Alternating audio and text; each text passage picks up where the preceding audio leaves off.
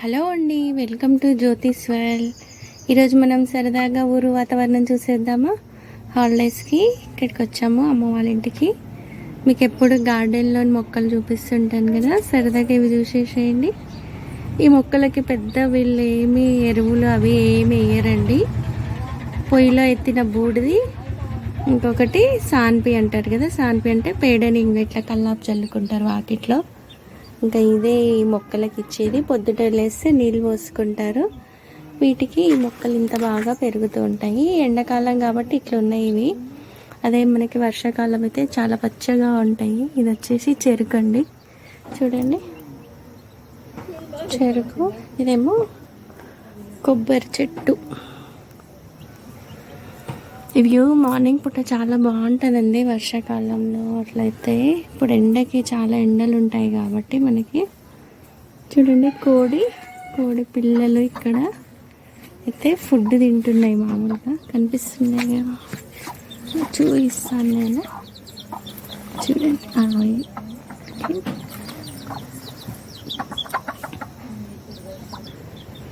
మనం మన టెర్రస్ పైన అయితే ఈ మొక్కలు పెంచడానికి చాలా ఆరాట పడుతూ ఉంటాము. ఇంకా కనకంబరాలు చూడండి, వీటికి విత్తనాలు ఎండిపోయినా కానీ చూసుకోలేరు వీళ్ళు. ఇవే పడిపోతాయి, మళ్ళీ ఇవే వస్తూ ఉంటాయి.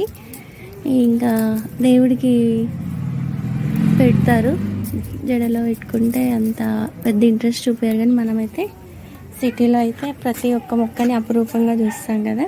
ఇక్కడ వీళ్ళకి రోజు చూసి ఎట్లా అంటే మామూలుగా అనిపిస్తూ ఉంటుంది.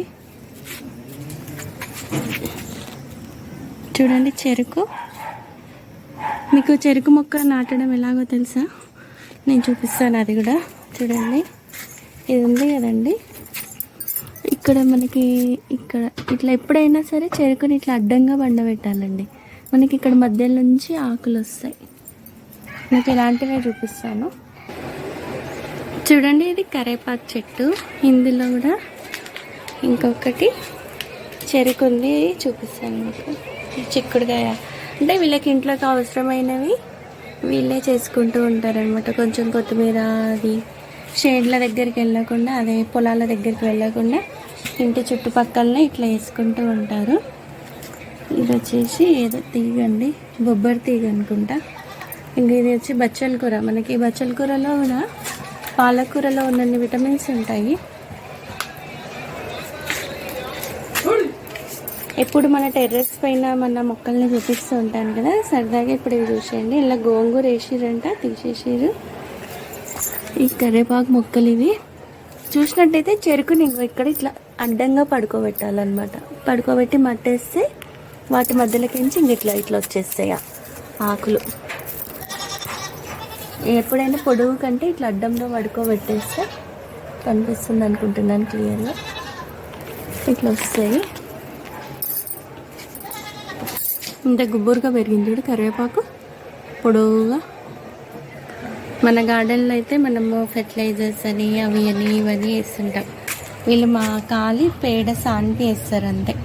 పేడని నీళ్ళల్లో కలిపేసి వేసినప్పుడు అది నీళ్ళు పోస్తారు అంతే.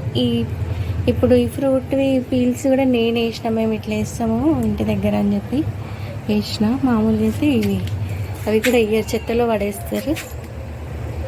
ఇది వచ్చేసి జామ చెట్టు అండి, చూడండి ఎన్ని కాయలు ఉన్నాయి. పండ్లు అయితే చాలా బాగుంటాయండి. చూసినా గుత్తులుగా ఎంత బాగున్నాయి.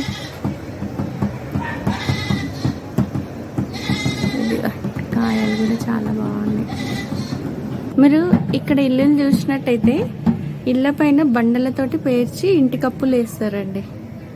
ఇదంతా మా ఊరు వాతావరణం ఇలా ఉంటుంది చూడండి.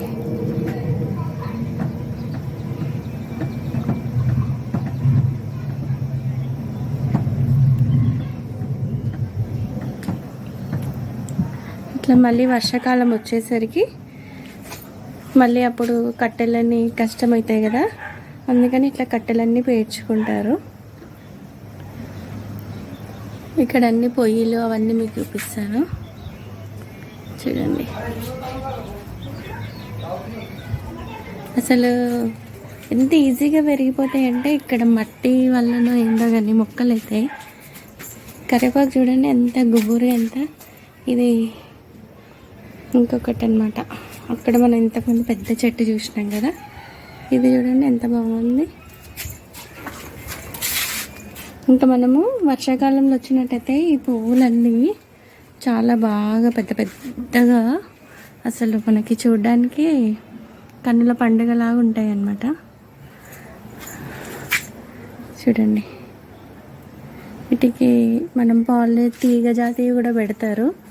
పాలినేషన్ చేయాల్సిన అవసరమే ఉండకుండా ఇక్కడ అన్నీ బీస్ అవి ఇవి చాలా ఉంటాయి కదండి ఊరు వాతావరణం. చూడండి మన కరివేపాకు చూడండి ఎంత ఫ్రెష్గా ఉంది.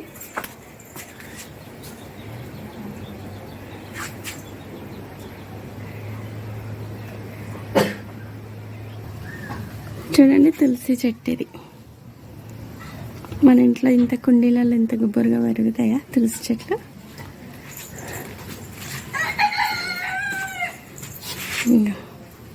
చాలా బాగుంది కదా.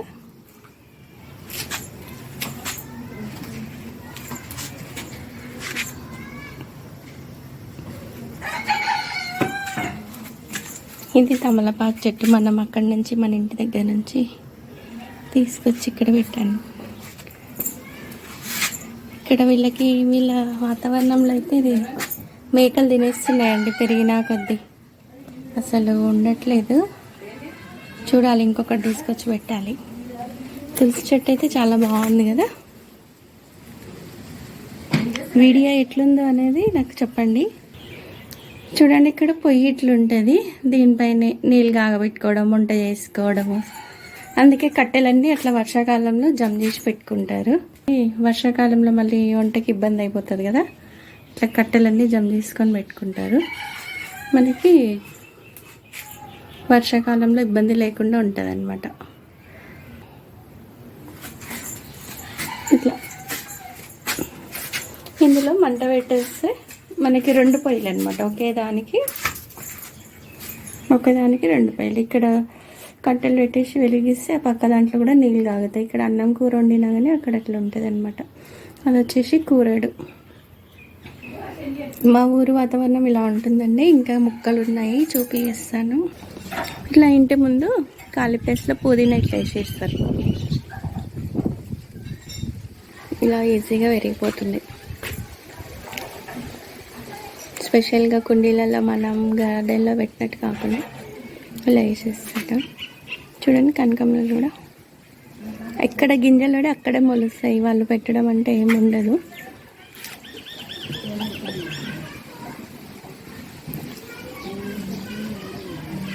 చూడండి ఇట్లా కనకంబరాలు విత్తనాలు వేయకుండానే గాలికి పడిపోతాయి, అవే పెరుగుతూ ఉంటాయి. చూసినట్టయితే తింటాము. కనకాంబరాల చెట్లు చూసారా ఎన్ని వచ్చినాయి.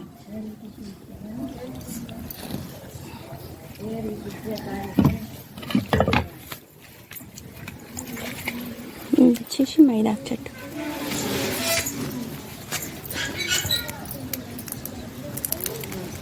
పువ్వులు అయితే చూడండి, విత్తనాలన్నీ రాలిపోయాయి.